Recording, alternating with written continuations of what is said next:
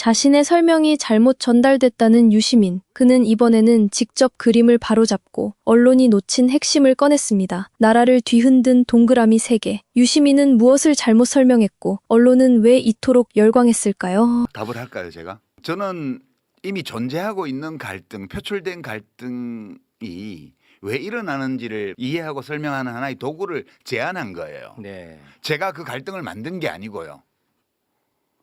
그러니까 이 이재명을 내걸고 막 이상한 행동을 하는 사람들, 그다음에 뭐 명심을 막 내세우는 분들, 이런 정치인들이 왜 생기느냐, 그리고 그들이 왜 그런 식으로 행동하느냐를 사람들이 궁금하게 여기기 때문에 저도 오랫동안 생각해 보다가 이렇게 설명하면 제일 잘 이해가 돼. 그래서 그 틀을 제시한 거거든요. 네. 완벽할 리도 없고 유일한 설명도 아니지만 네. 우리가 그걸 이해할 수 있는 여러 가능한 틀 중에 하나를 제공한 거예요. 그러니까 이게 문제가 있으면 비판하면 돼요. 네. 근데 그 갈등을 제가 일으킨 게 아니잖아요. 그러니까 있는 현상을 분석을 하는데 벤 다이어그램 틀을 활용을 한 거고. 그렇죠. 근데 그게 왜 의미가 있다고 저는 생각했냐면 그 사회 현상을 잘 모르는 사람들은 이 혼란의 소용돌이에 같이 휩쓸려 빠질 수가 있어요. 그런데 이 현상을 제대로 분석을 하고 우리가 같이 공감한다면 이 소용돌이에 안 빠져들 수가 있다.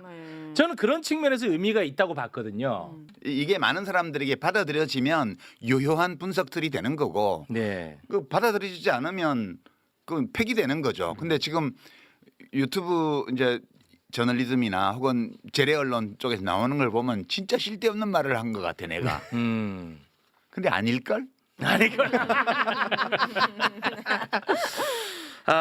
그 유심 작가는 그 이재명 현상에 대해서 분명히 길게 얘기했거든요. 이건 데이터로 잡히는 현상이다. 문재인 정부 때는 큰 이벤트를 통해서 지지율이 높아졌기 때문에 그때는 유문재인이라는 단어가 필요가 없었지만 이재명은 정책 효능감으로 조금씩 지지율이 붙기 때문에 이재명이라고 하는 단어로 설명할 수밖에 없다. 이건 굉장히 긍정적이다. 그렇죠. 하지만 이재명을 악용하는 사람들, 이 사람들이 문제다. 문제라고 안 그랬고요. 왜 그러는지를 그런지. 얘기를 했어요. 문제라고 제가 안 했어요. 자연스럽다고 그랬잖아요. 제가 불가피한 또 오독했네요. 현상이라고. 네. 제가 그거에 대해서 이건 나쁜 거야라고 말하지 않았어요. 그건 맞아. 저는 그냥 존재하는 현상을 서술했을 따름이에요. 근데 왜 화를 내? 또 어떤 분은 나보고 왜 화났냐고 묻던데 편가르지 마라, 뭐 개파 정치하지 마라, 이런 얘기를 하는 사람이 어떻게 이 정치는 국민들이 하는 것이라고 대통령께서 말씀하시는데 국민을 어떻게 A, B, C로 가릅니까? 정말 실망입니다. 실망. 대단히 실망입니다. 그렇게 갈라쳐가지고 얻는 게 뭔지 모르겠어요. 요즘 그렇게 왜 또 화가 나 계십니까? 이 눈높이에 맞지 않는 위치 또는 내 생각이 그렇게 점철돼 있다라고 생각할 때는 가끔 놓을 줄도 알아야 됩니다. 너무 붙잡고 계시지 말았으면 좋겠습니다. 저는 그렇게 생각을 해요. 이 정치판에서 떠났다, 그리고 작가 생활 하시는 우리 유시민 작가님께도 저는 그런 마음이 들어요. 좀 낚시 워낙 좋아하시고 그러니까 잠시 이재명 정부에게 맡겨주시고.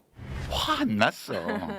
그거부터 갈까요? 네. 그러면? 아니, 우리 제일 격조 있는 것부터 가죠. 그럴까요? 네. 뭐가 격조가 있는 거야, 근데? 김종배 씨. 요거부터 지적. 갑니까? 예, 그게 제일 중요해요. 좋습니다. 네. 야, 이거는 저도 수없이 많은 반응 가운데 저도 조금 어느 정도 수긍이 간다 하는 반응이 좀 있었습니다. 저 벤 다이어그램은 좀 잘못 그려진 벤 다이어그램이라고 저는 봐요. 유시민 작가의 A그룹은 시민 또는 지지자라고 얘기를 해요. B그룹은 정치인, 비평가, 스피커라고 표현을 하더라고요. 그럼 이거는 같은 집합으로 놓을 수가 없어요. 유시민 작가가 얘기했던 B그룹이 정말로 어떤 시민, 지지자가 아니라 정치인, 비평가, 스피커를 얘기한다면 그들은 집합이 아니라 그냥 점이에요, 점.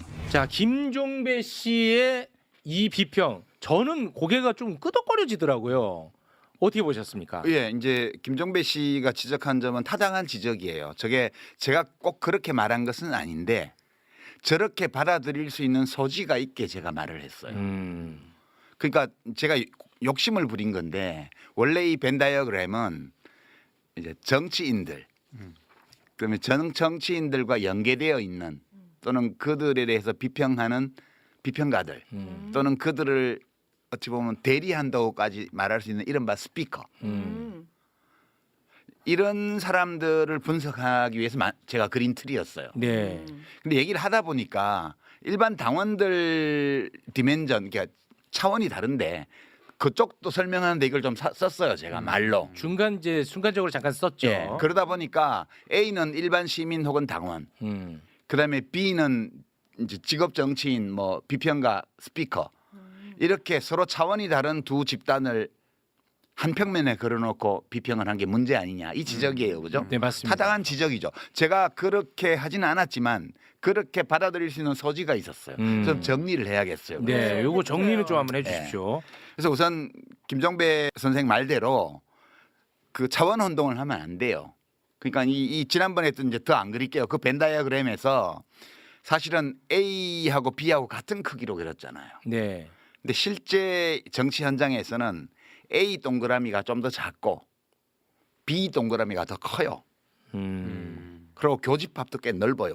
제가 그렸던 그림보다는 아. 제가 그 즉흥적으로 막 그날 그려서 그렇게 했는데 교집합이 좀 더 크고 그다음에 A보다 B 동그라미가 좀 더 큰 이게 현실 정치 비평 어떤 스피커들 세계를 나타내는 거예요. 여기는 이익 때문에 그 일을 하는 사람이 더 많아요. 기본적으로. 그리고 교집합도 넓어요. 그리고 A 동그라미에서 교집합에 속하지 않는 부분이 얇아요.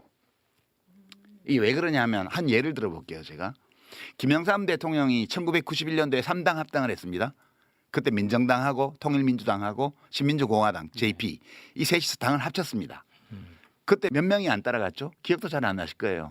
그때 노무현 의원, 김정길 의원, 이철 의원, 그다음에 뭐 이기택 의원 등등 해서 국회의원들 중에 겨우 몇 사람만 안 따라가고 70여 명이 다 따라갔습니다. 거기를. 왜 갔겠어요?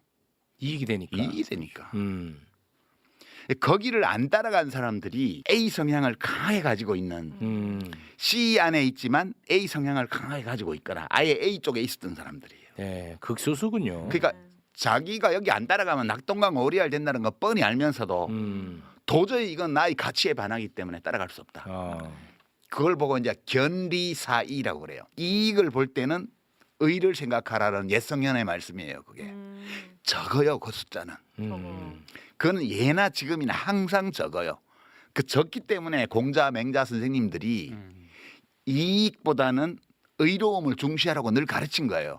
그게 본성상 그게 많으면 뭐하러 가르치겠어요. 네. 우리 본성이 그런 거예요. 그러니까 벤 다이어그램을 그릴 때 정치인 또는 정치와 직접 관련된 사람들을 차원에서 그리면 그래프는 그 모양이 되고요. 일반 당원 지지자로 내려가잖아요. 그러면 A가 엄청 커요. 아, 지지자 그룹은. 네, A가 엄청 커요. 그다음에 B는 A보다 작은데 B 동그라미는 교집합이 엄청 넓고요. B 쪽으로만 삐져나가 있는 부분은 얇아요. 일반 시민이나 당원들은 이해관계 별로 없어요. 자기가 옳다고 생각하기 때문에 특정 정당이나 정치인을 지지하는 거지 그 사람이 나한테 이익을 주기 때문에라는 게 있긴 있는데 그게 두텁지는 않아요. 그래서 뭐 타워팰리스나 압구정동 현대아파트나 이런 데에서 2번이 막 80% 나오는 거 이런 거는 네. 그 이해관계 때문에 하는 거예요. 그죠? 이익 투표를 하는 예, 사람들이죠. 그 종부세 뭐 이런 것들 때문에 네. 부자들 세금 깎아주고 예, 예. 부동산 부양시켜주고 그렇죠. 이익 투표. 예. 그게 있긴 한데 그것이 폭넓게 많지는 않아요. 국힘당을 지지하는 베이스가 보면 고령층, 저학력층, 저소득층 여기가 두터워요. 이분들이 왜 찍냐 하면 나한테 이익을 주기 때문이 아니라 그러네. 저 당이 하고 있는 정책이 우리나라를 위해서 옳기 때문에 찍는다고 생각합니다. 그 가치 투표네. 예, 그것이 객관적으로 타당성이 있든 없든 상관없이 주관적으로 그런 거예요. 내 이익과 반하는 예. 투표를 하네요. 민주당의 제일 중요한 지지층은 중산층 또는 중상위 소득계층의 고학력층이에요. 여기가 가장 두터워요. 소득 수준도 제일 높아요. 지금 40, 50대. 왜 찍을까? 하면 나한테 이익을 주기 때문에 아니라 우리 공동체의 미래를 생각할 때 저 당의 정책이 옳기 때문에라고 생각하는 거예요. 그럼 C네, C? 가치 투표예요. C죠. 아니. 자, 좀 섞여 오윤혜 있는 거 씨, 아니에요? 요거 좀 잘 못 알아듣는 것 같아서 제가 정리할게요. 지지자들을 A, B, C로 나눌 때는 네. A가 뭐죠? 가치, 예. B가 이익 추구잖아요. 네. 그러면 A가 뭐 옳고 B가 또 옳지 않다는 게 아니라는 거야. 그냥 그렇다는 네. 거예요. 그냥 그렇다는 거야. 자, 보세요. 예를 들어서 노년층이 있습니다. 그럼 노인 복지는 원래 진보 아젠다예요. 노인들을 더 잘 살게 해주겠다는 거. 그럼요. 그럼- 기초연금도 민주당이 만들었고, 그러니까. 그리고 저기 장기요양보험도 민주당 정부에서 다 그렇습니다. 만들었잖아요. 그러면 노인들이 내 이익을 위해서 투표할 것 같으면 소위 진보, 다시 말해 민주당의 표를 줘야 되는데 민주당의 표를 주지 않고 국민의힘에 주는 거야. 내 이익과 반하는 투표를 하잖아요. 네. 가치 투표. 요게 가치 투표야. 이해했는데 거기까지. 그러니까 그렇죠. 네. A랑 B 중에 뭐가 더 우고 뭐가 열이다고 말할 수가 없잖아. 네. 됐죠? 네. 예. 그러니까 이제 뇌과학도 제가 인용했어요. 뇌과학에서 지금 널리 인정된 통설에 따르면 인간의 뇌는, 모든 동물의 뇌는 유전자가 자기 자신을 후대로 전승시키기 위해서 만들어낸 생존 기계라는 게 일반적으로 받아들여지는 학설이에요. 네. 그게 생존하기 위해서는 돈 벌어야 되고요. 그죠? 재산 늘커야 되고요. 네.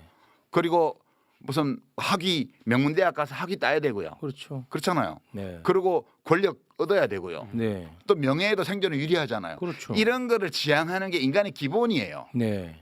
근데 이거를 기본으로 하는데 이걸 안 하는 사람은 없어요. 근데 동시에 이것만 하는 사람도 없어요. 이거를 하면서도 그래도 옳게 살아야 되지 않아? 멋있게 살아야 되지 않아? 훌륭한 인생을 살아야 되지 않겠어? 이 생각도 동시에 해요. 제가 A와 B를 나눈 것은 어떤 분들은 그렇게 두모 자르듯이 칼로 자르듯이 잘라지는 거냐? 안 잘라져요. 인간은 누구나 이 두 개를 다 갖고 있어요. 옳게 의미 있게 훌륭하게 살고 싶은 마음과 생존에 유리한 어떤 것을 내가 가지고자 하는 마음과 이 두 개를 갖고 있는데 사람에 따라서 어떤 것이 우세해요. 이렇게 확연하게 우세한 사람들이 이익에 대한 생존에 대한 것이 우세. 어떤 사람이냐 하면 정부가 어떤 정책을 딱 냈어요. 그럴 때 반응이 두 가지로 갈립니다. 이거 나한테 이익이야 손해야? 이 생각부터 하는 사람이 있어요.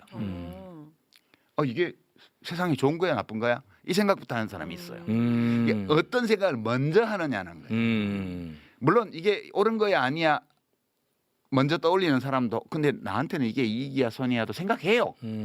우선순위가 다르다는 거지. 네네. C는 뭐냐? C는 그 두 개 사이의 균형을 취하려고 노력하는 거예요.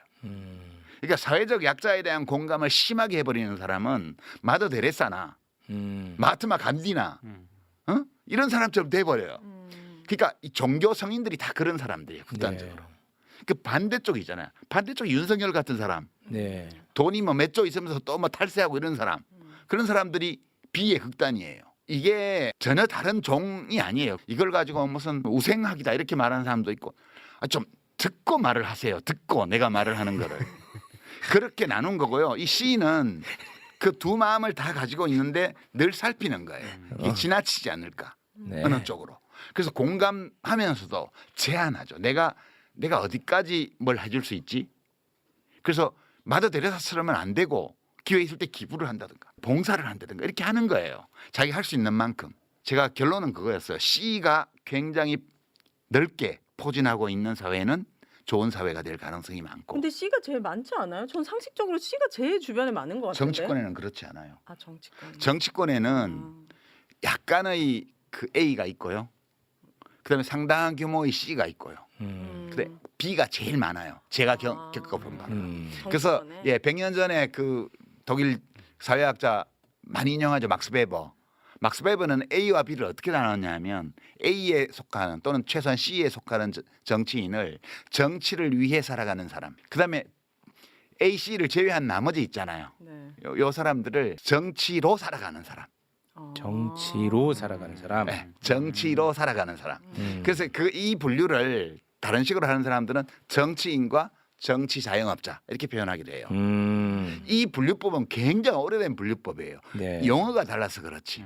제가 분석한 바로는 일반 국민 또는 지지자, 당원 차원에서는 A가 엄청 원이 크고요. 네. B는 그보다 작고요. B 안에서도 C가 많아요. 정치권으로 오면 B가 원이 훨씬 크고 A 쪽으로만 나가서 얇아요. 그리고 그나마 C가 조금 있고 그리고 대단한 지도자들은 대부분 C에서 나온다. C도 다 똑같지는 않고 A 성향이 강한 C가 있고 뭐 그렇겠죠. B 성향이 좀 더 강한 C가 있어요.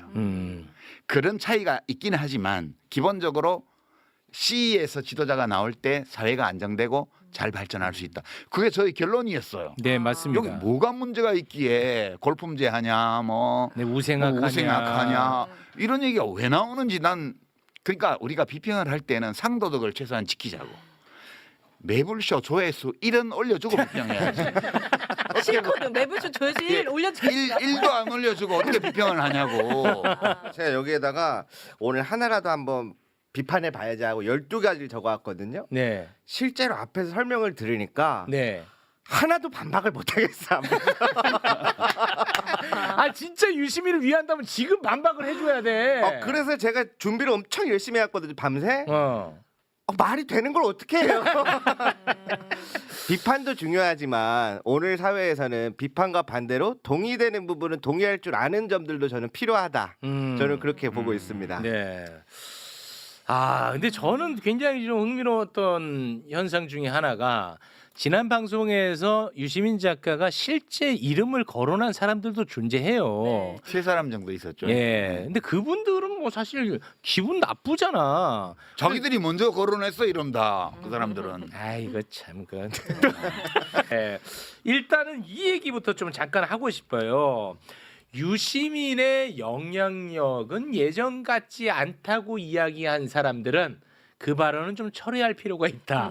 이번에 보니까 옳고 그름에 대한 부분은 차치하고 잠시 후에 할 거니까 영향력에 대해서는 아주 유효하다. 너무해. 난리가 났으니까. 난리가 났어. 난리가 진짜. 났으니까. ABC 하면 떠오르는 거 솔직히 초콜릿 아니면 속옷 사이즈밖에 없었는데 이제 유시민이 떠올라. 유시민이 떠올라. 다 덮었어. 그렇습니다. 네. 그래서 영향력은 실로 대단했다. 네. 요거는 바로 잡고 갑니다.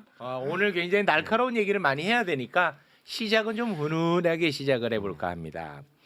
유시민 작가가 사사로운 감정으로 평론하지 않는다는 것을 강조하다가 갑자기 수십 년 만에 정청래 대표에게 공개 사과를 하는 사건이 발생했습니다. 네. 그런데 그것을 본 정청래 대표도 60대 남자가 또 공개적으로 맞사과하는 일이 발생을 했거든요. 매불쇼에 나와서 유시민 작가에게 사과하는 부분 저게 또 영상으로 짧게 준비를 했는데 잠깐 좀 보겠습니다.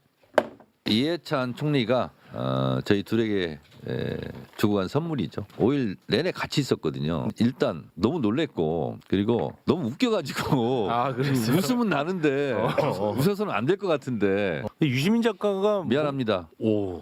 저도 사과드렸으니까 저 용서해 주시기 바랍니다. 요게 유일한 훈훈한 결과물입니다. 아니 근데 사과를 당사자들끼리는 했어요. 실제로 뭐 문자나 대면하고? 통화나? 이거는 뭐 매부쇼가 무슨 아니 근데 정청래 대표가 얘기했어요. 직접- 연락처가 없다고. 예, 그래서 제가 아. 저거 나오는 거 보고 제가 문자를 보냈어요. 사과를 받아줘서 고맙다고. 그랬더니 우와. 또 답이 짤막하게 왔더라고요. 와. 그냥 문자로만 한 차례씩 주고받고 네. 아직 만나지는 못했어요. 뭐 만날 일이 있을래나 정치하는 분하고 글 쓰는 놈하고 뭐.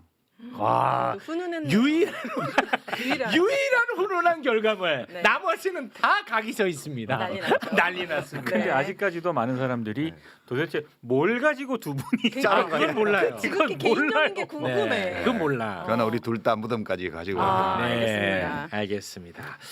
자, 그리고요.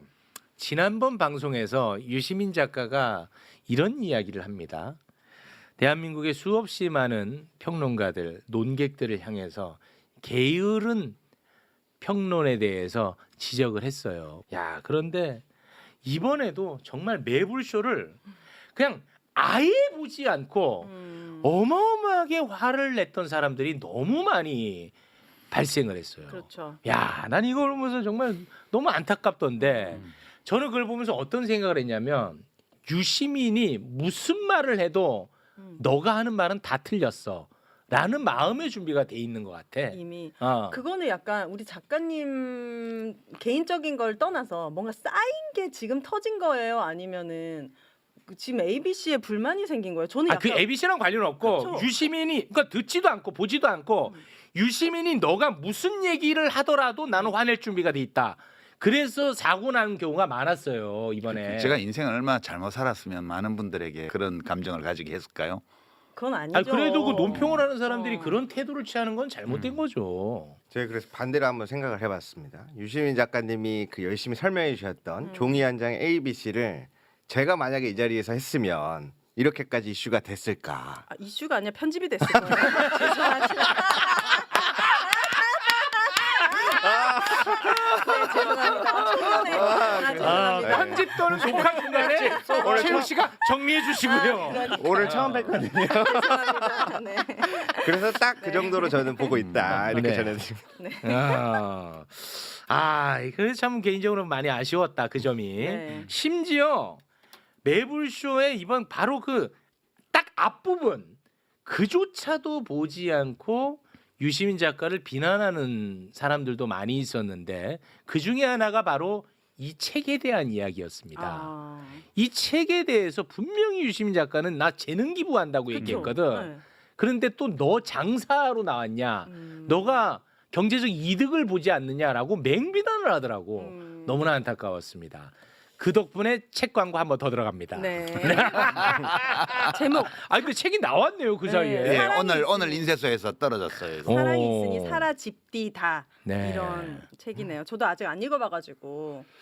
저는 저작권이 없어요 이 책에 대해서. 컨텐츠가 제게 아니기 때문에 저는 기술적인 지원만 한 거고 이 강순희라는 이 할머니하고 사구통일평화재단이라는 요 재단 거기서 저작권을 갖고 있는 거고 저는 그냥 재능 기부만 진짜 한 거예요. 네. 저는 인쇄하고는 아무 상관이 없고요. 저 개인적으로는 왜 이걸 쓰게 됐냐 하면 우리가 이제 노무현 대통령 돌아가셨을 때 막 수백만 명이 조문을 하고 그랬잖아요. 네. 그리고 우리 이한열 열사나 박종철 열사에 대해서는 참 많은 추모 행사도 지금도 하고 있습니다. 근데 과거에 독재 시절에 죽임을 당하거나 혹은 그에 항의해서 스스로 목숨을 끊거나 이런 분들 중에 우리가 모르는 분들이 참 많아요. 뭐 그렇죠. 네. 왜냐하면 그분들이 결과적으로 무슨 큰 업적을 낸 것이 없기 때문에. 그래서 저는 사실 지난 시기를 거쳐오면서 그런 분들에 대해서 내가 충분한 애도를 했는가에 대해서 늘 상당한 고민이 있었어요. 근데 이분이 남편 되는 분이 1975년 4월 9일 새벽에 사형당했단 말이에요. 죄도 없이. 그리고 2007년도에 재심 무죄 판결을 받았습니다.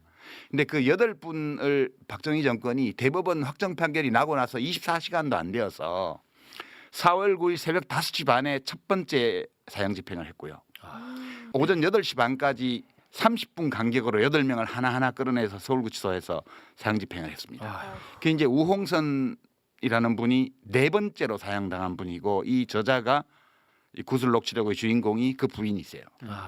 그래서 저는 구술 기록들을 보고 그걸 문장을 다듬고 하면서 저 개인적으로는 이 재능 기부 과정이 충분치 않다고 늘 느꼈던 애도의 과정 그거를 그래도 좀은 하게 되었다라는 그런 만족감이 있어요. 저한테는 충분치는 않지만 내가 하고 싶었던 만큼 못했던 애도의 과정을 하게 됐구나라는 그런 걸 느꼈고요.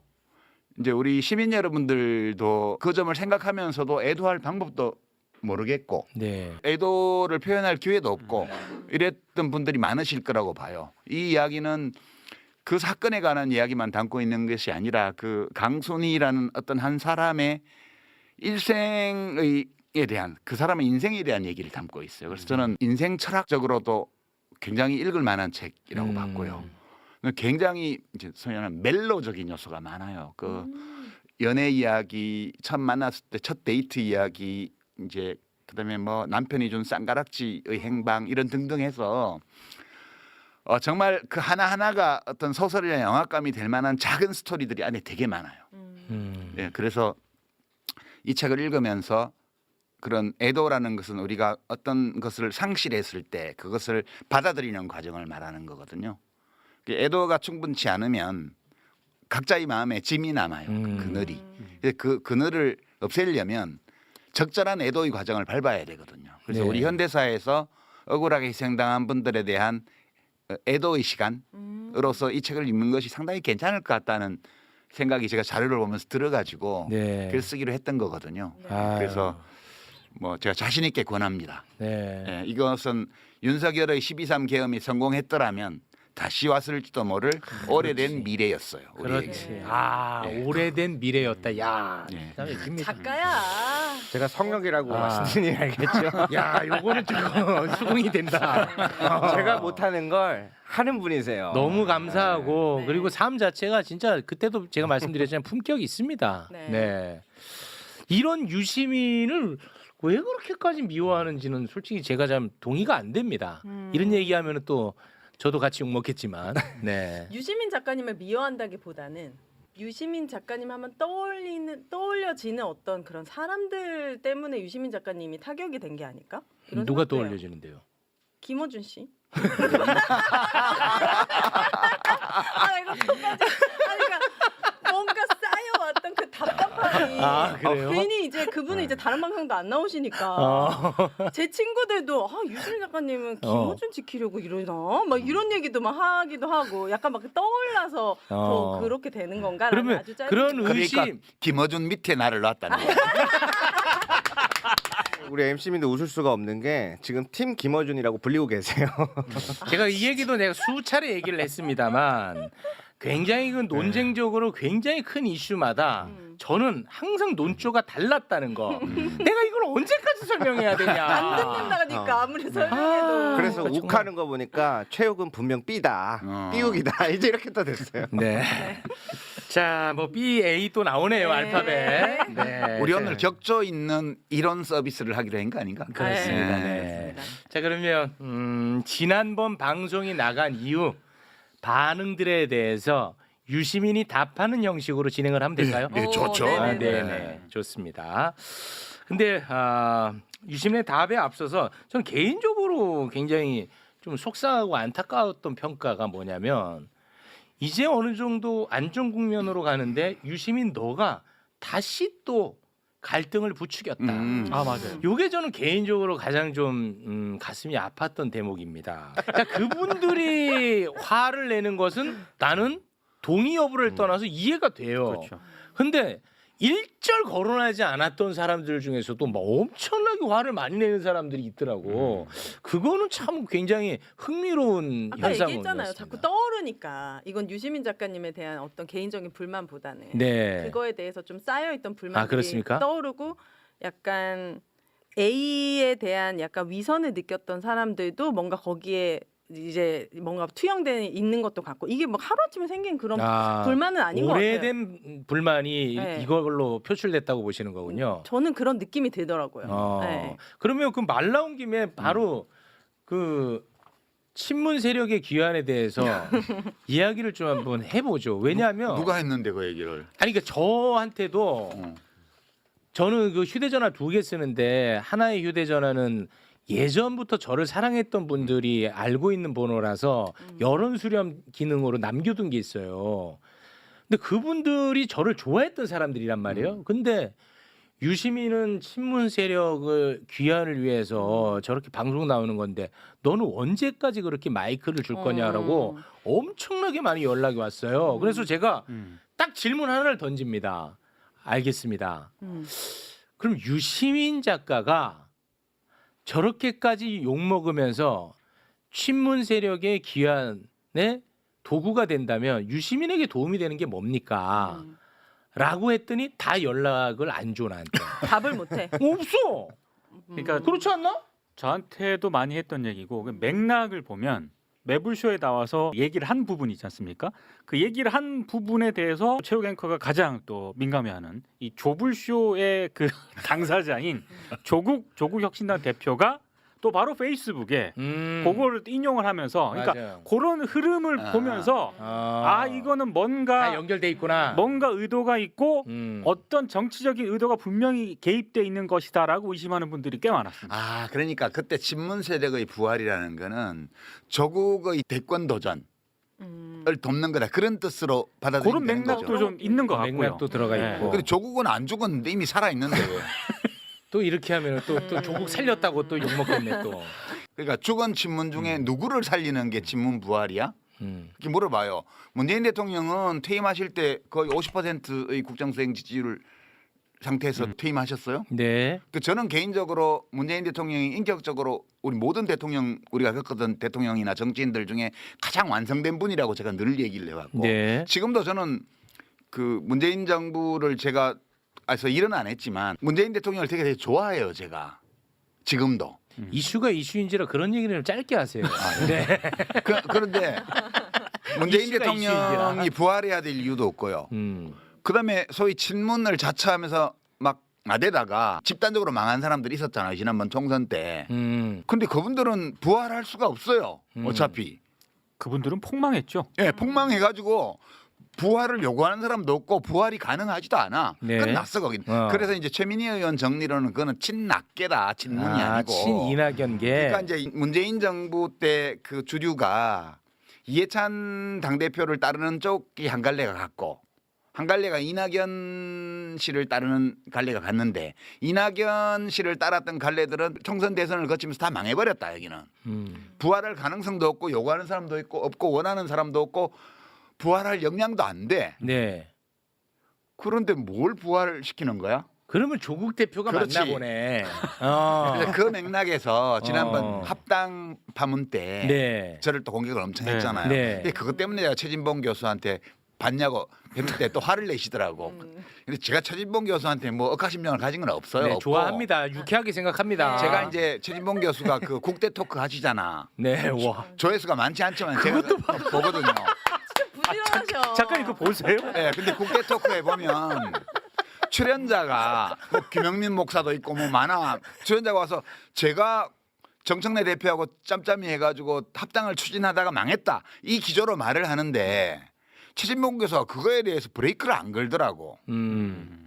제가 합당을 해야 된다고 얘기한 적이 없거든. 저는 우리나라의 정치 지형과 관련해서 그날 뉴스공장에서 얘기했던 게 2월 1일 날인가 그 이해찬 대표님 네. 장례식 끝나고 나서 출연해가지고 백낙천 교수가 마지막 추도사 순서에서 한 얘기가 민주당이 다 통합해서 혼자서 한국 정치를 책임져 나가는 거하고 민주당이 중심이 되어서 이 변혁적 중도 이념에 동의하는 여러 정당들을 아울러서 연합 정치를 하는 거하고 어느 게 나은지에 대해서 서로 의견이 다른데 그 대답을 들을 수 없게 됐다. 이런 취지의 추도사를 하셨어요. 그래서 제가 그게 되게 중요한 거라고. 민주당 정치인들이 그 고민해야 되는 문제라고. 그래서 그 기획으로 가면 조국 혁신당이 합당하지 말고 좀 힘들더라도 밖에서 생존하면서 민주당하고 연합해 나가는 방안이 있고 그러나 조국 씨와 지금 조국 혁신당의 당원들이 그걸로는 만족을 못하고 우리가 그러면 정권을 잡아서 한번 우리의 사회권 선진국이라는 구상을 실현해보자 이렇게 마음 먹는다면 합치는 게 맞다. 그렇게 제가 얘기를 했어요. 조국 대표가 그냥 그렇게 한국 정치의 혁신과 발전을 위해서 나는 봉사하겠다 그러면 밖에서 하고 내가 한번 대통령에 도전해보겠다 이런 생각이 있다면 합치는 게 맞지. 아, 그 얘기를 왜 했어? 또 대통령 도전. 아니 그거는 경우의 수가 2개밖에 없고 그 2개의 경우의 수를 다 얘기를 한 거예요.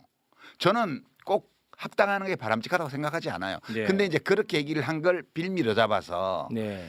집권 1년 차에 벌써 차기 얘기를 하냐부터 맞아요. 시작해가지고 네. 온갖 욕을 아니 집권 1년 차인데 당연히 지지자들은 근심하죠. 지난번에 문정부 끝나고 정권 재창출이 안 돼서 그 난리가 났잖아요. 그렇습니다. 내란까지 가고 그 다음에는 또 민주당이 계속 집권해야 될 텐데 다음에는 누가 있지? 이 고민들을 시민들은 다 한다고요. 근데 대통령 집권 1년 차니까 그런 얘기를 하는 것 자체가 불경스러운 거라고? 아니 우리가 무슨 왕 뽑았어? 그때는 조금 서운했거든요. 유시민 작가님 다음 대권 얘기할 때. 요 감성을 알아야 돼요. 네, 자, 그 감성을 왜냐하면 전달해 주세요. 조국 대표님이 쇄빙선의 역할을 엄청 잘 해오신 것도 있지만 최근에 여러 이슈들로 인해서 네. 그리고 정치력을 보여준 적은 없잖아요. 그래서 저는 네. 막 부산이나 이런 데 나가셔가지고 막 하셨으면 좋겠는 거예요. 그런 상황인데 갑자기 합당을 한다고 하니까 약간 이렇게 올라왔다가 아직은 다시 검증해야 될 시간이 아직도 많이 남아있는데 거론된 분이 이제 조국 대표님이다 보니까 네. 근데 차기 대통령은 이재명이라고 저는 계속 아직도 생각하고 있는 상황에서 네. 또 이제 뭐 얼굴에 점 찍고 나오라고. 그러니까 너무 그런 부분들이 좀 서운하게 느껴졌고 그리고 문재인 대통령에 대한 생각도 좀 다른 것 같아요. 그렇죠. 이제 그건 다를 수 있죠. 그러니까 유시민 작가님을 워낙 좋아하지만 문재인 대통령 떠올리면 답답하고 화나는 지지자들도 있어. 지지했지만 화나고 속상하고 막 답답한 많아요 사람들도 그런 분들. 많아요. 근데 네. 조국 대표님, 유시민 작가님 뭐 이제 뭐 다 그런 분들을 하면 문재인 대통령 친문하는 순간 또 문재인 대통령이 딱 떠오르니까 그럼 스트레스가 좀 올라오는군요. 이게 약간 연상이 되면서 딱 거부감이 생기는 거예요. 친문이 부활한다라는 친문부활. 것도 네. 제가 이게 너무 무슨 말인지 모르겠어서 뭐 부활절도 아니고 그래서 국회에서 다 취재해봤어요. 그렇게 이제 비아냥거리지 말고. 죄송합니다. 그래서 취재를 해봤더니 결론적으로는 친문이 부활한다라는 메시지의 해석이 다음 대권에서는 친명계 라인에서 한 명 나와야 되지 않겠냐로 귀결이 많이 되더라고요. 공통적으로. 아니 그러면 차라리 그렇게 말씀하시면 되지 않냐. 왜냐면 정치인들도 다 다음에 넥스트 목표를 꿈꾸는 게 잘못된 건 아니잖아요. 그렇죠. 네. 근데 이게 이제 대통령 연임을 바란다라고 이야기를 앞에서 해왔던 것. 근데 차기를 얘기하는 게 조심스러운 거죠. 그리고 두 번째로는 이제 국민주권, 당원주권 시대잖아요. 네. 그런데 당원들의 의사가 반영되지 않은 자기들이 후보를 이야기하는 게 자체가 조심스럽다 보니까 친명계에서 한 명 나왔으면 좋겠다라는 말을 못하니까 친문이 부활하는 걸 막아야 한다. 이렇게 귀결되는 게 있더라고요. 그렇게 심오한 뜻이 있었구나. 아니 그러면 제가 그냥 근본적으로 제가 궁금한 게 지금 그럼 민주당 내에 친명은 누구고 친문은 누구예요? 그게 지금 아니 가장 그 정청래는 뭐야? 친명이지. 친명이에요? 예. 제가 알기로는 대통령이 통합하는 게 좋겠다고 말씀하셔가지고 정청래 대표가 추진한 걸로 아는데 내가 아는 바로는 그런 얘기는 또 왜 하세요? 아니 그 정청래가 뭐냐고. 친문이야, 친명이야. 내가 만약에 정청래라면 내 정치를 위해서 나는 친명할 것 같거든요. 그러겠죠. 그렇지 않겠습니까? 네. 아니 지금 와서 친문하면 뭐 할 거야? 그러니까 나는 그렇게 생각해요. 죽었는데 아니, 부활해야 되는데. 나는 그래. 그래서- 나는 워낙 빕니다. 오늘 오해 소지를 없애기 위해서 저는 비로 가겠습니다. 그래서 민주당에 좋아, 있는 비 좋아. 분들은 사실 제가 보기에는 다 친명분이 맞는 것 같아요. 네, 근데 근데 이 안에서도 좀 더 선명성 경쟁이 일어나는 것 같아요. 지금 그 민주당 안에서도 서로 이재명 내가 대통령의 충신이다.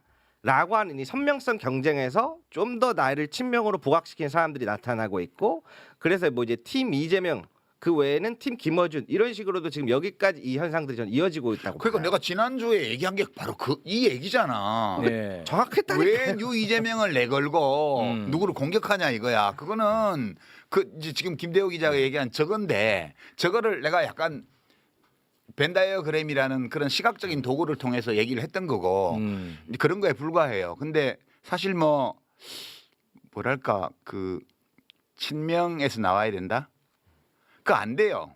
그게 나올 수도 있지만 그 기획한다고 되지를 않아요. 되게 보면 김대중 대통령 임기 끝날 때 동교동계에서 못 냈죠. 그때 이인재 씨를 양자로 영입해가지고 이인재 대세론이 있었는데 그게 노풍에 무너진 거 아니에요. 그다음에 참여정부 끝날 때 노무현 정부 끝날 때 이해찬 대표가 끝까지 경선을 했는데 그 친노인데 안 되잖아요. 친노. 그러네. 그건 그러니까 친노가 맞고. 반노무현 차별화 정책을 섰던 정동영 후보한테로 넘어갔잖아요. 네. 후보가 안 됐죠 그때. 문재인 대통령 퇴임할 때 친문이 됐어요. 이재명 대통령이 그때 후보된 거 아니에요. 후보였죠. 네. 한 번도 우리 정치사에서 민주화 이후에 기존 집권 세력의 대통령과 친하다는 그 노선으로 그 당의 후보가 된 예가 없어요. 저쪽은 안 그런가? 노태우 정권 끝날 때 누가 됐어요? 김영삼. 김영삼. 김영삼 끝날 때 누가 됐어요? 김영삼하고 싸웠던 이회창. 그렇잖아요. 이명박 대통령 끝날 때 누가 됐어요? 박근혜. 이명박하고 죽자고 싸웠던 박근혜야. 박근혜 끝나고 누가 됐어요? 후보가 홍준표. 홍준표. 친박 아니잖아. 그러니까 어느 정당을 막론하고 집권 세력, 집권한 대통령 계보에서 대통령이 안 나왔을 뿐만 아니라 그 집권당의 후보가 된 예도 한 번도 없어요. 그러니까 그런 건 다 헛꿈이야. 역사적 사례를 보라고요. 이거 오늘 또 방송 나가면 유시민이 친명 다 죽였다. 싹을 잘랐다. 이거는 아이고. 열심히 노력해서 당원과 지지자들의 믿음을 사면 그 사람이 친명이건 아니건 상관없어요. 제가 볼 때는. 네. 네. 그렇게 생각하고 일들을 해야지. 무슨 그런 이상한 기획을 해가지고 그 기획 가지고 백날 담장 쌓아봐야 때 되면 다 와르르 무너져요. 언론에서 보도하는 걸 보세요. 재래 언론에서 특히 유튜브도 일부 그렇지만 명청대전이라 그러잖아요. 아. 친명 대 친청의 대전이래요. 이번 네. 오는 8월 전당대회가. 그거는 완전히 허구거든요. 분열책동이고. 근데 그거를 받아 안고 무슨 자기가 친명임을 내세우면서 장사하는 사람들 있잖아요. 전형적으로 B죠. 그렇죠. 예. 누구라고 말하지는 않겠어.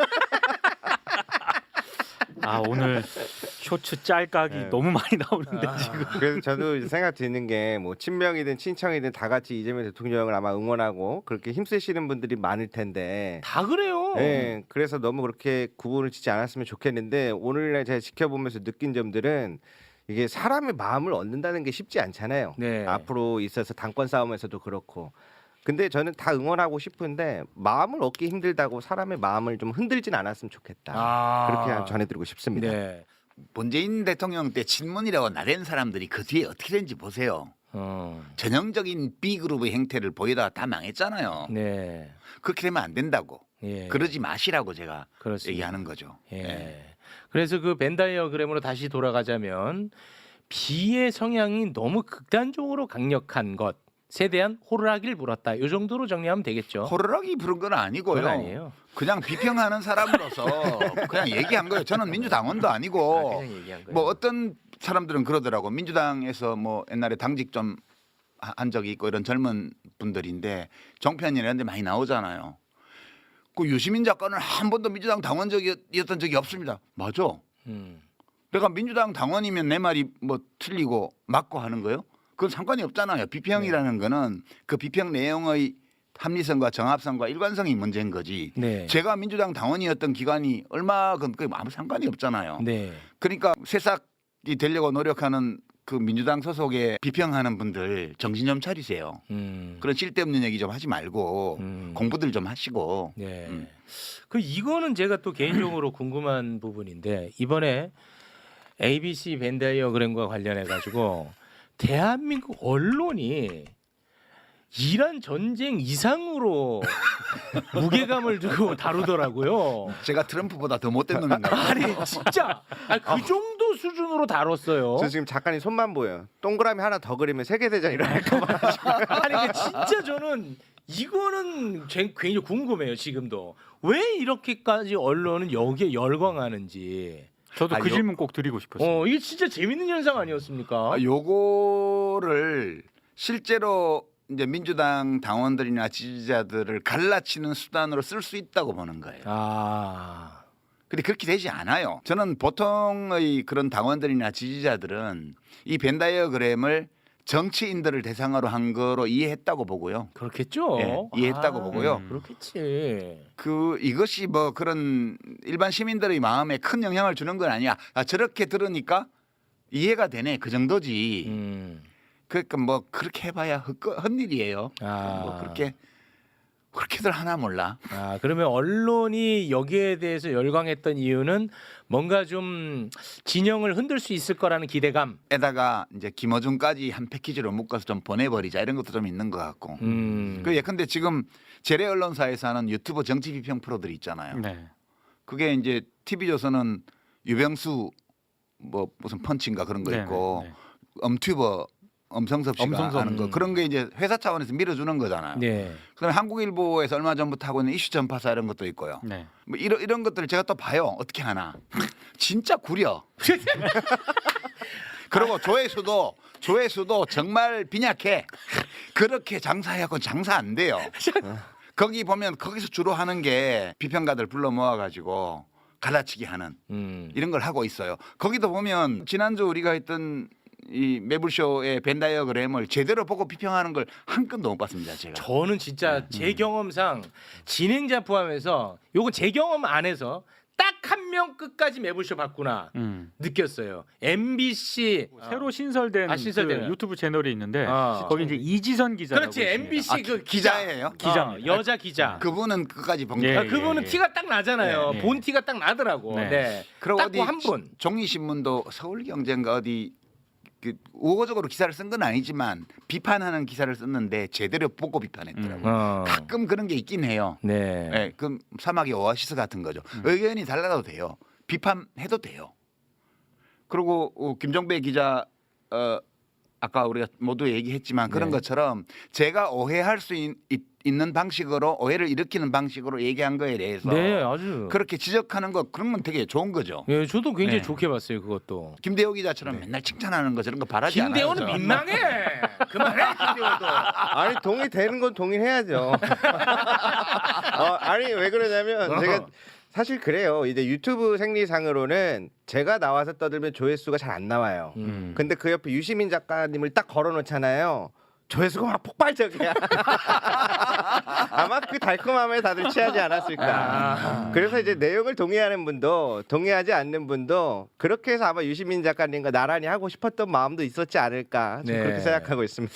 그러니까 저는 뭐 누차 얘기했지만 김어준 씨 비판할 수 있고 비판할 거리 저는 많다고 봅니다. 아, 그럼요. 예, 저는 그럼요. 개인적으로, 예. 비판이 언제든지 할 수 있는 그렇습니다. 그런데 이제 문제는 뭐냐면 매일 그것만 하는 것. 그게 저는 굉장히 부자연스럽다는 거야. 예를 들어서 이완용 희대의 매국노 아닙니까? 아, 그렇죠. 비판할 거리 너무 많잖아. 내가 매일 오프닝마다 이완용 비판하면 저는 뭐 하나 싶은 거 아니야. 그렇잖아. 그 말은 맞지만 저는 그렇게 느껴진다는 거예요. 지금 대한민국 모든 언론이 그것만 하더라고. 아니 그래서 저도 뭐 개인적인 얘기긴 합니다만 네. 이게 방송을 여러 군데 나가잖아요. 유시민 작가님 그 매불쇼 인터뷰 이후에 가장 강하게 들었던 생각은 아니 지금 뭐 유튜브 채널도 그렇고 재래식 언론들도 그렇고 지금 다뤄야 될 사안들이 굉장히 많은데 그렇습니다. 유시민 작가님을 비롯한 이거에 올인하는 어떤 그런 분위기. 진짜 이해가 그래서 안 가. 가만히 제가 생각을 하게 되더라고요. 내가 여기서 지금 뭐 하는 거지? 네, 그런 어떤 그래서 고민들. 그만두셨구나. 네. 그 사실 그 벤다이어그램은 국민의힘을 분석할 때도 굉장히 유용한 도구가 될 수 있어요. 차원을 달리하거나 대상을 달리하면서 다 적용할 수 있어요. 그렇죠. 왜냐하면 다 똑같은 인간들이 하는 얘기이기 때문에. 국힘당을 그 벤다이어그램으로 해보면 네. 되게 재밌는 게 나와요. 오. 국힘당이 지금 당 지지율이 지금 민주당의 절반 이하로 다 나오고 있죠. 여론조사에서. 그런데도 계속 저렇게 가요. 네네. 왜 저렇지? 사람들이 미쳤나 봐 이렇게 얘기했는데 미친 거 아니에요. 거기는 A하고 B가요. 교집합이 되게 적어요. 국힘당 의원들 정치인들과 그 주변을 보면 A가 좀 작고 B가 더 큰데 교집합 부분이 굉장히 적어요. 지금 정치인에 국한지어서 말씀하시는 네, 거죠? 정치인과 그 네. 주변 스피커들. 정확하게 해서 안 그러면 또 김종배한테 혼납니다.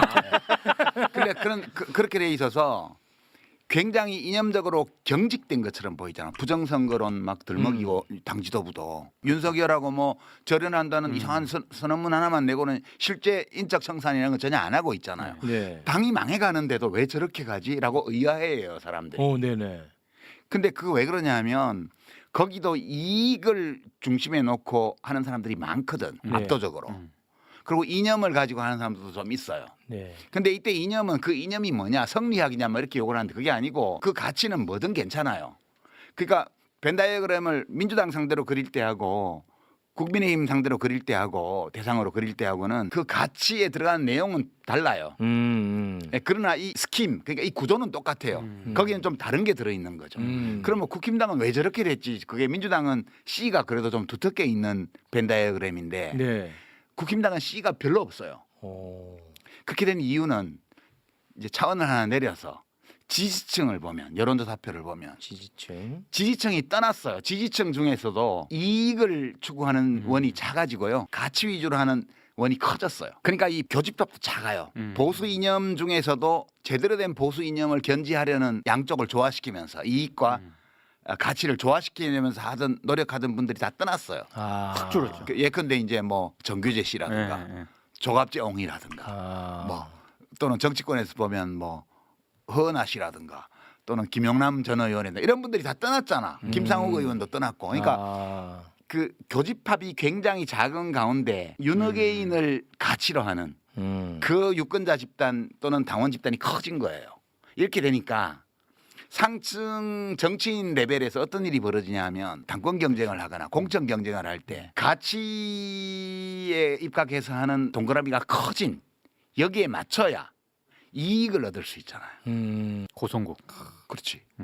그렇게 되면서 일반 당원이나 지지자 차원에서는 가치 중심으로 결정하는 층의 비중이 커졌고요. 상층부에는 그거에 제약을 받는 이익을 추구하는 원이 굉장히 커져 있어요. 상하층의 격차가 굉장히 커진 거예요. 이렇게 되면 망하는 거죠. 그러면은 윤어게인의 가치는 뭐예요? 그건 저도 잘 이해를 못하지만 그들의 가치가 있다고 우리가 인정을 해야 되죠. 그게 뭘까? 지금 이재명 윤어게인의 대통령은 가치? 잘 못한다. 이게 한 25, 30% 나오잖아요.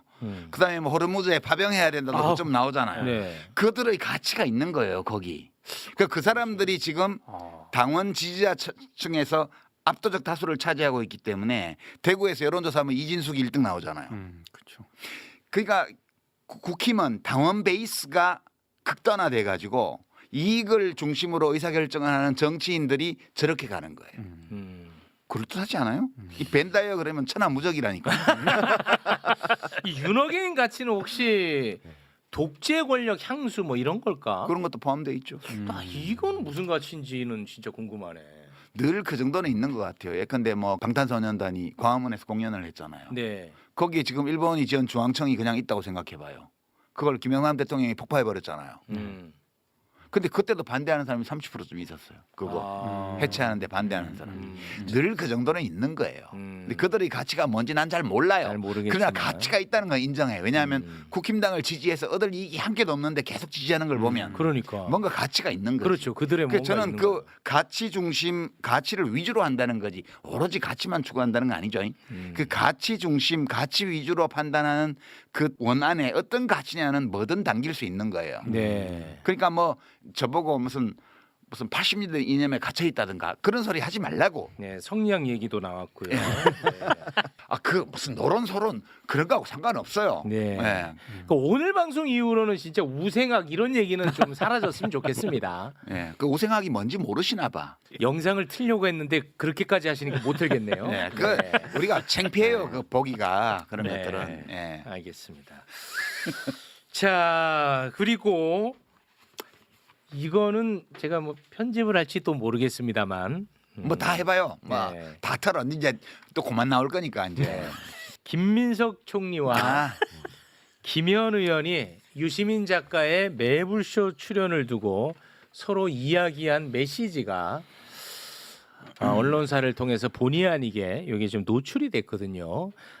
텔레그램 잠깐 좀 띄워주시고 우리 기자님이 좀 텔레그램 소개 좀 해줄 수 있을까요? 네. 김민석 총리가 더불어민주당 김현 의원과의 텔레그램 대화 메시지에서 유시민 작가에 대해서 유명세, TV 출연 즐기는 강남 지식인 이렇게 말한 내용이 언론사 카메라에 좀 포착이 됐습니다. 네. 이거 이제 공개되고 김민석 총리가 또 사과의 글을 올렸거든요. 네. 그것까지만 소개 부탁드립니다. 사적 대화 노출에 불편을 느끼신 국민 여러분께 죄송하다는 말씀을 올린다라고 얘기를 했고요. 혼자 있을 때라도 늘 삼가야 한다는 공자님 말씀처럼 혼잣말이든 토론이든 절제와 품격이 필요하다 생각해온 입장에서 부끄럽다 이렇게 얘기를 했고 제가 보다 자유로워지면 편히 말씀을 나눠보고 싶기도 하다. 사적 표현에서의 불편함에 대해서 다시 한번 정중히 공개 사과드린다. 이렇게 사과를 했습니다. 네. 이거는 뭐 그건 대체로 맞는 말이던데. 왜냐하면 유명한 거 맞잖아요. TV에도 종종 나가잖아요. 네. 강남에 사는 것도 맞고요. 지식인도 지식인이라고 하니까 지식인은 영광스러운 네. 거 아니에요? 맞고. 네 가지 정보가 들어 있는데 네 가지가 다 사실에 부합하는 정보예요. 그렇죠? 네. 예. 그리고 뭐 그것이 어떤 뉘앙스냐를 가지고 뭐 또 말하기도 하던데 어떤 뉘앙스면 어때요? 나라님도 안 보이는 데서는 흉 본다는데 나 따위야 뭐 흉 보면 어때요? 네. 괜찮아요. 저런 정도는 흉도 아니야. 흉도 아니야. 그냥 네. 그런 거고 이제 다만 이제 앞으로는 들키지 말았으면 좋겠어요. 아 이게 언론에 또 입방아에 오르락 내리락 네. 하니까. 저도 같이 부끄러우니까. 네. 이 뭐 그 특별히 뭐 쉬운 게 아니에요. 보면은. 그렇죠. 네. 이제 제가 조금 다른 부분이 있는데 제 주변이 진짜 이번에 이재명 정부에 관심이 많아서 새로 이제 정치에 관심을 가진 동생들이 많아요. 아 그 유이재명입니다. 네. 네. 특히 매블쇼 최욱 선생 되게 좋아해요. 오, 야 유이재명이 중심입니다 제가. 그래서 질문도 꼭 해달라고 받았거든요. 네. 최욱 선생님 원포인트 연애 레슨이라는 책을 썼는데 네. 자기들끼리 논의를 하는 거예요. 이 사람 연애 많이 안 해봤을 것 같은데 이거 사야 돼? 이 새끼들. 진짜. 그러니까 그만큼 순수한 친구들이 많은데 아. 요거를 봤나 봐요. 근데 아, 이번 편을 네, 이번에 봤는데 얼마 전에 이제 이해찬 선생님 장례식장이 뉴스에서 크게 보도가 됐지 않습니까? 네. 그래서 친한데 뭔가 상황을 보니까 왜 이렇게 하냐 국무총리가 돼서 그래서 이러한 부분들이 우리 안에서는 이제 여러 가지 복합적인 상황들이 이해가 되지만 네. 정말 약간 중도층 성향에서 봤을 때는 국무총리 자리직에 있다 보니까 이런 것들이 조금 올바르게 보이지 않는 부분들이 있다. 이거는 개인의 평가가 아니라 이재명 정부의 평가와도 연결될 수 있어서 그런 점들을 꼭 알아주셨으면 좋겠다. 네. 말씀드려봅니다. 근데 뭐 두 분이 뭐 갈등하고 뭐 반목하는 관계가 아닙니다. 제가 정치하는 분하고 국무총리하고 왜 밥 뭐 먹게요? 그럴 이유가 없고. 저는 그냥 글 써서 먹고 살면서 가끔 비평하러 나오는 놈인데 네. 뭐 제가 뭐 다툴 일이 뭐 있어요? 전혀 없어 전혀. 네. 그래서 제가 그렇게 얘기했어요. 친해서 그래. 친하지도 않아요, 근데. 거짓말을 하면 안 돼. 애들한테 설명하기 힘드니까. 아니, 다만 제가 좀 예민하게 반응하는 것일 수도 있는데 그 현재 국무총리잖아요. 근데 현재 국무총리가 지금 집권 여당의 의원하고 자꾸 이런 대화를 이렇게 텔레그램이 됐든 뭐가 됐든 이렇게 나누는 게 이게 이제 조금 좀 비판적으로 볼 여지는 또 있는 것 같기도 하거든요. 한 번쯤 나올 법한 이야기인데 네. 어떤 언론도 다루지 않아요. 아. 그게 사실 이번 지금 비평하는 판에 있어서 가장 아쉬운 점이라고 좀 보고 있습니다. 재래식 언론의 보도를 보면 되게 흥미로워요. 이제 거기서 각광받으면 다 망했거든요. 지난 몇 년간. 네. 소위 뭐 친명횡재 비명횡사라는 그 유행어를 만들었잖아요. 지난 총선 때. 아, 네. 그때 어마어마하게 이른바 비명계라고 하는 사람들을 띄웠어요. 띄웠는데 그나마 자리 받은 사람은 박영진. 박용진 의원 하나 자리 받았고 나머지는 네. 다 당을 나가는 바람에 다 망했어요. 근데 그때 그 사람들이 그때 매불쇼에서 그 얘기했어요. 재래 언론에서 막 띄워주니까 자기가 굉장히 대주주인 것처럼 맞아. 또는 영향력이 센 것처럼 주체 역량에 대한 과대평가를 하게 되어서 저렇게 나가서 새미래니 뭐니 만들고 무소속 나가봐야 10% 못 넘길 거다. 그렇게 얘기를 했는데 그렇게 됐잖아요. 네. 위험해요. 재래 언론에서 칭찬받는다는 것은 되게 위험한 일입니다. 그 김병기 의원이 지금 굉장히 어려운 처지에 놓였는데 네. 그때 원내대표 될 때 MBC에서 그 아드님 문제 가지고 네. 보도를 했잖아요. 그렇습니다. 그러면서 그 당원들 민심, 지지자들 민심은 김병기 의원으로 확 쏠렸거든. 서영교 맞아. 의원하고 경쟁할 때. 맞아. 지금 분위기가 그렇습니다. 그러니까 지금 기묘한데 김민석 총리로 추정되는 이현주 의원으로 추정되는 의원과 국무위원 사이에 텔레그램 문자 그게 미래. 지난번에도 찍혔잖아요. 아, 그거 아니라고 했어요. 아니라고 양쪽 다. 했어요. 아니라고 했는데 둘 다 아니라고 그러면 했습니다. 장인수 기자 보고 왜 그 무슨 검사들한테 공소 취소를 자발적으로 하면 어떠냐고 말했던 대통령 측근 고위 인사가 누군지에 대해서 왜 안 밝히냐고 막 엄청나게 공격을 해요. 근데 뉴스원에서는 그거 왜 안 밝혀요? 국무위원하고 국회의원인데 여당에 안 밝히잖아요. 끝까지 안 밝혔어요. 이런 이중잣대가 뭐냐 할 때 이 언론이 그 지난번 텔레그램의 당사자들은 보호해 주는 거예요. 그러면 보호해 줘야 될 대상과 까야 될 대상을 어떻게 고를까? 기가 막히게 고릅니다. 와, 이걸 진짜 흥미로운 주제다. 어떻게 골라? 정말 본능적으로 아는 것 같아요. 본능적으로. 네. 그러니까 자기들에게 해되는 사람과 자기들에게 이익되는 사람. 그래서 앞으로도 조심하셔야 돼요. 지금 뭐 어떤 분은 뭐 무죄 받고 지금 정치로 복귀했는데 막 조중동을 포함해서 재래 언론에서 막 단독 인터뷰해주고 어마어마하게 띄우고 있어요. 조심해야 됩니다. 와, 이거 참 흥미로운 그 주제다. 사람들이 감별을 엄청 잘해요. 그러니까 이재명 대통령과 민주당에 해될 사람들을 띄웁니다. 계속 몇 년 전부터. 아, 이재명 정부에 해야 될 사람만 띄운다. 예, 그거 뭐 저는 판독기라고 봐요. 그 어느 날 갑자기 어떤 정치인이 또는 지식인이 갑자기 막 언론에 각광을 받잖아요. 재래 언론에서 정치부 기자들이 발탁해서 띄워올리기 시작하잖아요. 그럼 뭐 있는 거예요, 그거는 다. 야, 저는 진짜 이 궁금했는데 괜히 또 내가 방송에서 거론하면 이 분란의 씨앗이 될까봐 하지 않았던 말이거든요. 네. 국무위원과 민주당의 국회의원이 텔레그램을 나눴습니다. 네. 그걸 왜 안 그런데 밝혀요, 누군지? 그 언론사는 그 누군지 알고 있어요. 그러니까 그게 묘해요. 그런 것들을 이렇게 보고 있으면 와, 이거 재래식 언론이 누구를 보호하고 누구를 까는데 어떤 기준으로 누구를 보호하고 누구를 까는 걸까? 그게 진짜 네. 궁금했는데. 이게 이제 왜 그런지 이해가 안 되면 좀 있어보면 압니다. 그 사람이 이재명 정부와 민주당에 해될 가능성이 많은 사람이라는 거. 그거를 기가 막히게 알아봐요, 그 사람들이. 아무래도 다음에 한 번 더 모셔야 될 것 같습니다. 야, 근데 오늘 마지막 부분 때문에 야, 이거 또 논란 많이 되겠다. 아니, 나는 그냥 밖에서 보는 거예요. 저는 사실 민주당을 지지하는 민주당과 진보적인 정파를 지지하는 그냥 글쟁이에요. 네. 그리고 가끔씩 방과 후 테러리스트처럼 나와서 비평 한 번씩 하는 게 다예요. 네. 에?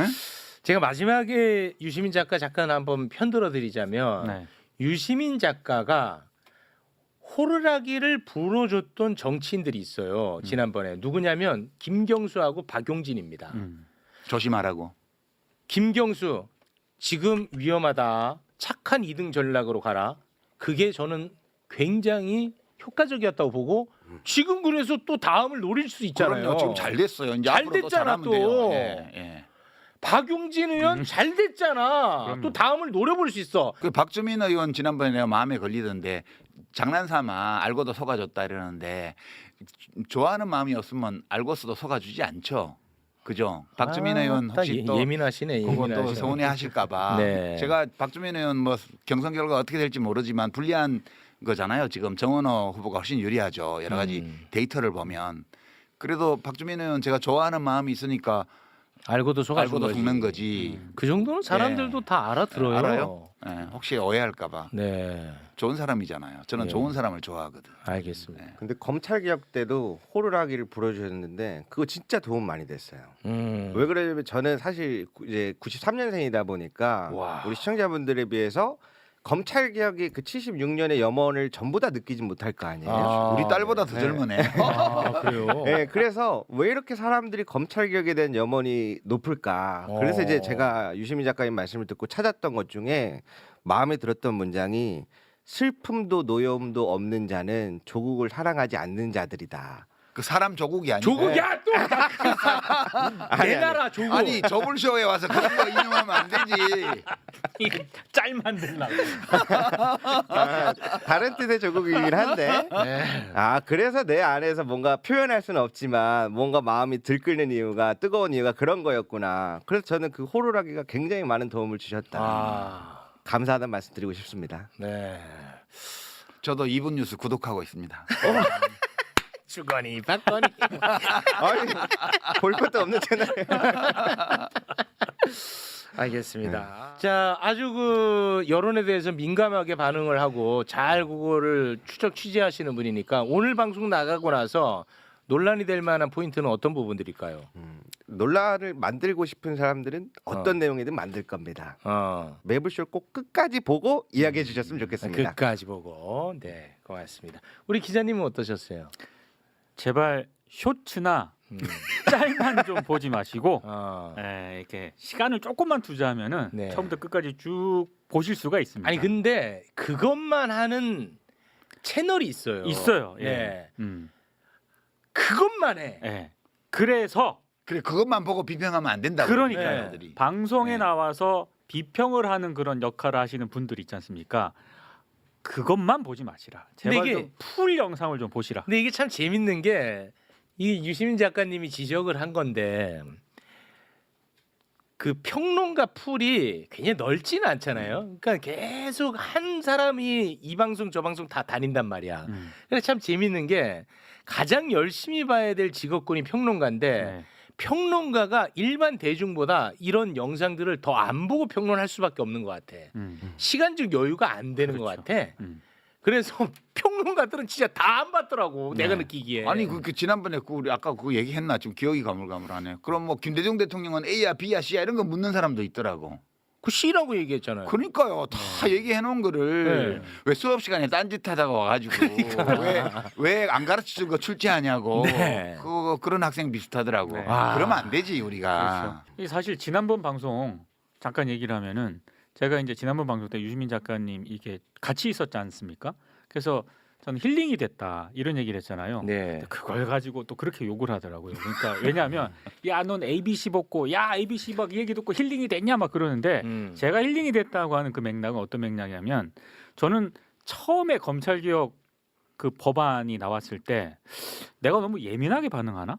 나는 이런 점이 우려가 되는데 굉장히 그 고민을 많이 했거든요. 근데 그 얘기를 하면 할수록 또 그때 또 비판하셨던 쪽에서 하는 얘기는 그거였잖아요. 너무 흔들지 마라. 정부 이재명 흔들지 정부. 마라. 네. 그래서 내가 너무 흔드는 건가? 이게 계속 요런 식으로 맞아. 고민을 했어요. 근데 이제 네. 그때 유시민 작가님이 나랑 비슷한 고민을 유시민 작가님도 저렇게 했구나. 그러니까 나 혼자만의 예민한 반응이 아니었던 거죠. 네. 그냥 그런 차원에서 얘기를 한 건데 네. 또 그거를 또 이렇게 또 해가지고 이게 참 힘들어요. 네. 네. 근데 저는 이런 고민이 참 아름답게 느껴지는데. 네. 그러니까 이재명 대통령 의혹에 좋은 게 많은데 과거에 한 말 중에 그런 것도 있더라고. 그 정치인을 숭배하지 말고 지지하기만 하라고. 그 정치인은 도구라고. 나는 도구가 되고 싶은 사람이라고. 네. 정치는 결국 정치인이 하는 것 같아도 국민이 하는 거라고. 이게 이재명 대통령의 지론이에요. 근데 지금 이제 친명 깃발을 들고 막 다니는 사람들은 가슴에 손 얹고 생각해 봐야 돼요. 자기가 하는 행위가 대통령 눈에 어떻게 보일지. 저는 노무현 대통령 때도 그런 걸 봤는데 노무현 대통령이 그때 뭐 신문에 보면 오른팔 왼팔 막 가정교사 이런 사람들이 워낙 인터뷰 많이 하고 막 그러잖아요. 그 한 번은 저보고 그러시더라고요. 유 의원 그때 국회 있을 때 유 의원 그거 좀 아무 개시 나가서 내 왼팔이다 그런 얘기 좀 몽하게 해줄 수 없나? 아 진짜로요? 아 죽겠어 막. 그래서 제가 아니 그래도 그분이 캠프에 어려울 때 뭐 한 일도 있고 한 분인데 그걸 강제로 어떻게 못하게 하겠습니까? 뭐 이러고 말았는데 죽겠어. 그러시더라고. 야 진짜 그럴 수 있을 것 같아. 그 대통령 욕 보이는 거예요. 그게 내가 이재명 대통령을 진짜 좋아하고 지지하면 대통령에 맞게 품격 있는 언행을 해야 돼요. 저처럼 밖에서 평론하는 놈처럼 하면 안 돼요. 여당의 주요한 정치인들은. 저는 막 해도 상관없어요. 반명으로 몰렸는데 뭐라고 하면 어때? 그러면 안 되지. 예. 근데 좀 중요한 말씀인 것 같은 게 이번에 합당 1인 표제 그리고 검찰 개혁과 관련해서 저랑 또 의견이 다르신 분들을 많이 만나봤거든요. 근데 이상한 공통점이 하나가 있는 게 본인들이 이재명 대통령과 직접 소통하는 것처럼 얘기를 해요. 저를 설득하는 과정에서. 그래서 차 한잔하면서 만난 분들마다 자기가 대통령과 직접 만나서 얘기한 것처럼 저한테 전해주는 거예요. 네. 이게 여러 명이 되니까 이건 이상하다. 왜냐면 대통령님 순방 가셨는데 어떻게 다 만났다는 거야. 아 그래. 그래서 이러한 부분들에서는 조금 유의해서 볼 필요가 있다라고 말씀드리고 싶습니다. 네. 난 지금 그때 그 말씀하실 때 노무현 대통령 표정도 기억이 나. 죽겠어요. 이게 나 좋다고 하는 건데 내가 뭐라고 할 수도 없고. 그렇죠. 근데 저거는 나한테는 도움 안 되고 진짜 죽겠네. 좋습니다. 대통령을 지지하고 뒷받침한다는 것은 진심을 가지고 내가 대통령을 열성적으로 지지하는 사람으로서 칭찬받을 수 있는 언행을 해야 대통령께 도움이 되죠. 그렇잖아요. 저는 뭐 밖에 있는 사람이니까 사실 지지하고